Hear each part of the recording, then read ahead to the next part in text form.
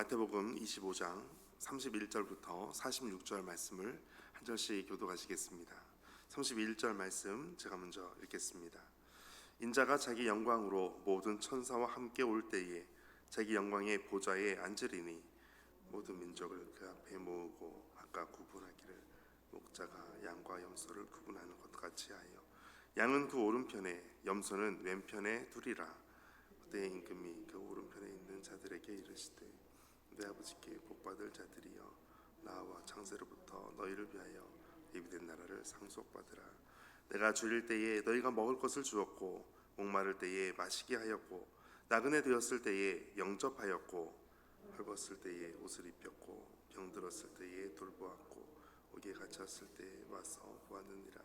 이에 의인들이 대답하여 이르되 주여 우리가 어느 때에 주께서 줄이신 것을 보고 음식을 대접하였으며 목마르신 것을 보고 마시게 하였나이까? 어느 때에 나그네 된 것을 보고 영접하였으며 헐벗은 것을 보고 옷 입혔나이까? 어느 때에 병드신 것이나 옥에 갇히신 것을 보고 가서 배웠나이까 하리니 임금이 대답하여 이르시되 내가 진실로 너희에게 이르노니 너희가 여기 내 형제 중에 지극히 작은 자 하나에게 한 것이 곧 내게 한 것이니라 하시고 또 왼편에 있는 자들에게 이르시되 저주를 받은 자들아 나를 떠나 마귀와 그 사자들을 위하여 예비된 영원한 불에 들어가라. 내가 줄일 때에 너희가 먹을 것을 주지 아니하였고 목마를 때에 마시지 하지 아니하였고 나그네 되었을 때에 영접하지 아니하였고 헐벗을 때에 옷 입히지 아니하였고 병들었을 때와 옥에 갇혔을 때에 돌보지 아니하였느니라 하시니 그들도 대답하여 이르시되 우리가 어느 때에 주께서 주신 것이나 목마르신 것이나 나그네 되신 것이나 헐벗은 것이나 병드신 것이나 옥에 갇히신 것을 보고 공양하지 아니하더이까? 이에 임금이 대답하여 이르시되 내가 진실로 너희에게 이르노니 이 지극히 작은 자 하나에게 하지 아니한 것이 곧 내게 하지 아니한 것이니라 하시니라. 그들이 영벌에 의인들은 영생에 들어가리라 하시니라. 아멘. 주님의 말씀입니다. 주님의 위로와 평안이 함께 하시기를 축복합니다. 마태복음 25장에 특별히 세 가지 비유를 말씀하고 있는데 가장 먼저는 열처녀 비유였습니다. 열처녀 비유에서는 주제가 준비된 자와 준비되지 못한 자였습니다. 이것을 구분하였습니다. 또 열 달란트 비유가 있었습니다. 달란트 비유에서는 충성된 자와 게으른 자에 대해서 구분하는 말씀이었습니다. 또 오늘 말씀에는 이제 양과 염소를 구분하시는 말씀을 하고 계십니다. 먼저 31절에 인자가 자기의 영광으로 모든 천사와 함께 올 때에 자기 영광의 보좌에 앉으리니 인자가 다시 오신다라고 말씀합니다. 그런데 그때에 특별한 일이 발생하는데 그것이 바로 32절, 33절 말씀입니다.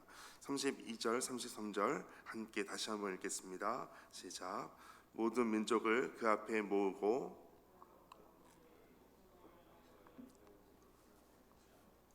양은 그 오른편에 염소는 왼편에 두리라. 아멘. 양은 오른편에 염소는 왼편으로 각각 구분한다라고 말씀합니다. 특별히 오른편, 왼편으로 나누는 것 가운데 오른편이라고 하는 것은 특별히 성경에서의 오른편은 하나님의 오른편이다. 그러면 그것은 그곳의 영광의 자리다라는 의미입니다. 또 왕의 오른편이다라고 하는 것은 그 자리가 신뢰받는 자리를 의미합니다. 그래서 축복할 때에도 오른손을 사용하기도 합니다. 오른쪽에 누가 있느냐 그것이 굉장히 중요합니다. 출애굽기 15장 6절에도 보면 주의 오른손이 권능으로 영화롭습니다 라고 표현하기도 합니다.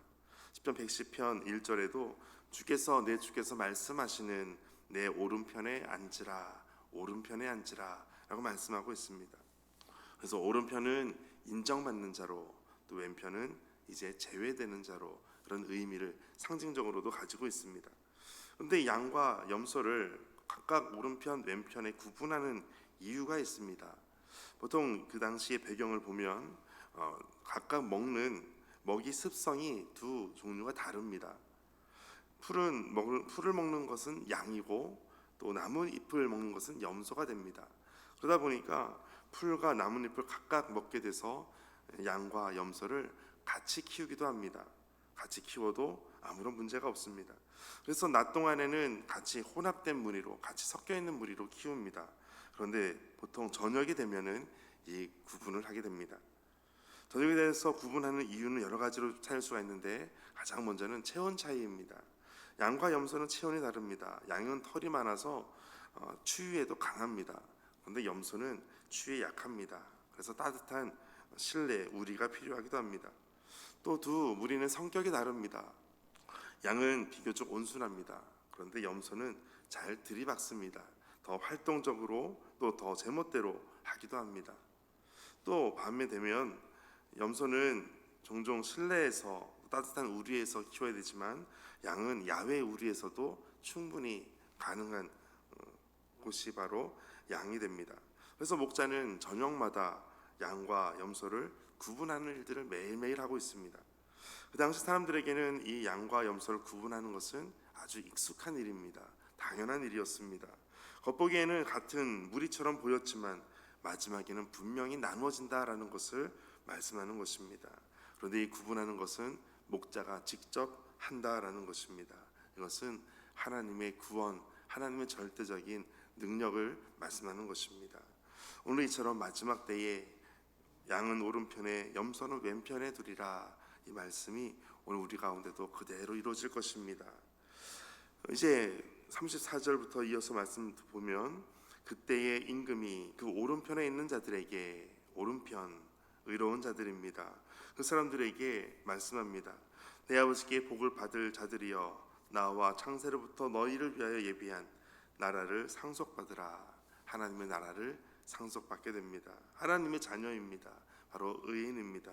37절에도 보면 이 모든 대답하는 이들이 의인들입니다. 그리고 하나님께서 말씀하신 것은 이것입니다. 내가 줄일 때에, 내가 목마를 때에, 내가 나그네 되었을 때에, 헐벗었을 때에, 병들었을 때에, 옥에 갇혔을 때에 너가 도와주었다, 너가 돌보았다 라는 것을 말씀합니다. 그런데 의인들은 하나같이 말하는 것이 이것입니다. 우리가 언제 그렇게 하였습니까? 라는 것입니다.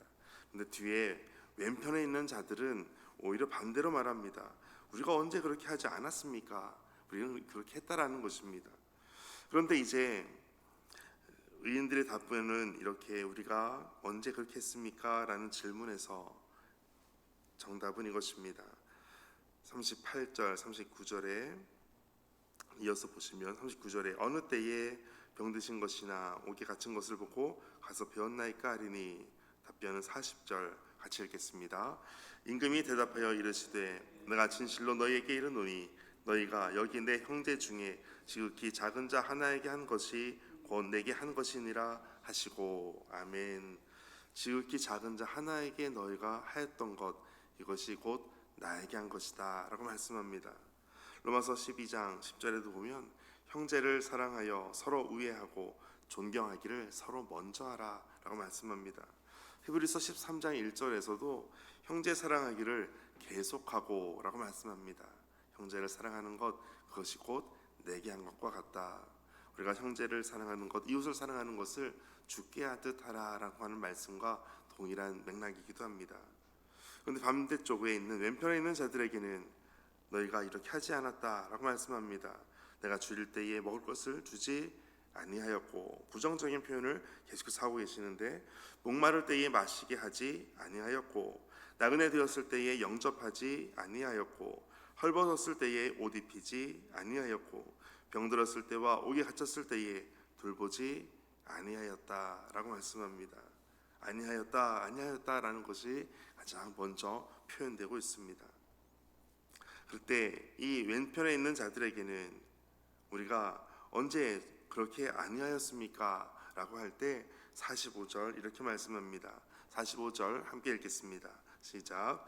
이에 임금이 대답하여 이르시되 내가 진실로 너희에게 이르노니 이 지극히 작은 자 하나에게 하지 아니한 것이 곧 내게 하지 아니한 것이니라 하시니. 아멘. 이렇게 하지 아니한 것이 내게 하지 아니한 것이다. 반대쪽으로 있는 의인들에게는 작은 자 하나에게 한 것이 곧 내게 한 것이다. 긍정과 부정으로 정확하게 구분해서 말씀하고 있습니다. 그런데 중요한 것은 이제 결론입니다. 결과적으로는 46절 그들은 영벌에 의인들은 영생에 들어가리라 하시니라. 아멘. 영원한 벌의 반대쪽에 영원한 생명으로 분명하게 나눠지게 됩니다. 이처럼 마지막 때에 지금 우리가 동일하게 같은 한 무리 속에 있는 것처럼 보일지라도 마지막에는 분명하게 나눠짐을 이것을 말씀하고 있습니다. 그날은 우리에게 심판과 구원이 동시에 이루어지는 날이 될 것입니다. 오늘도 주님의 은혜 가운데 하나님의 구원을 감사하고 더 주님께 나아가는 복된 하루 되시기를 주의 이름으로 축복합니다. 함께 기도하겠습니다. 적극적으로 죄를 저지르지 않았으니 괜찮은 삶이라고 안도하는 삶이 되지 않게 하시고 그리스도인으로서 마땅히 할 일을 하지 않은 죄를 곧 행함이 없는 믿음이라고 지적하시는 주님의 말씀을 기억하여 마지막 때에 주님의 시선이 머무는 곳에 우리도 머물게 하시고 메마르고 이기적인 우리의 마음이 주님의 사랑으로 채워주셔서 그 모든 대가를 기대하지 않고 아낌없이 나누는 믿음의 삶, 아름다운 삶이 되게 하여 주옵소서.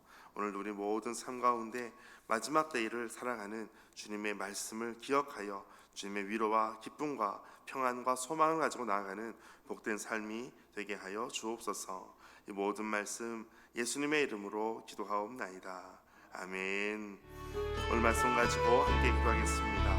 하나님, 마지막 때를 살고 있는 우리에게 참된 위로와 소망이 오직 주님의 말씀에 있음을 기억하여 주의 말씀을 의지하여 믿음으로 나아가는 삶이 되게 하여 주옵소서. 이 땅의 모든 소망을 하나님께 두고 주님 앞에 나아가는 복된 삶이 되도록 인도하여 주옵소서. 함께 이 말씀을 기억하며 기도하겠습니다.